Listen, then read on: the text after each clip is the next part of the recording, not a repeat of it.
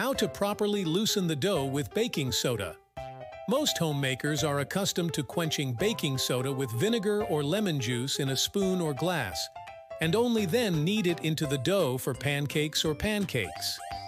In the spoon at this point, there is a violent bubbling, as a result of carbon dioxide does not loosen anything and goes somewhere in space. By the time the baking soda has to get into the batter, it will have run out and lost its strength.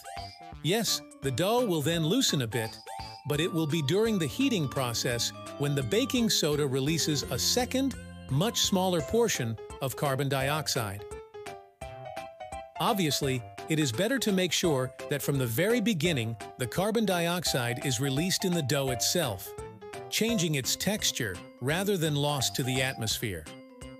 To do this is simple. Mix the baking soda with the dry ingredients and the acid with the liquid ingredients. Then combine them by kneading the dough. If you are kneading the dough with kefir or sour cream, you don't need additional acid. The baking soda will extinguish itself perfectly, and the dough will be fluffy and airy.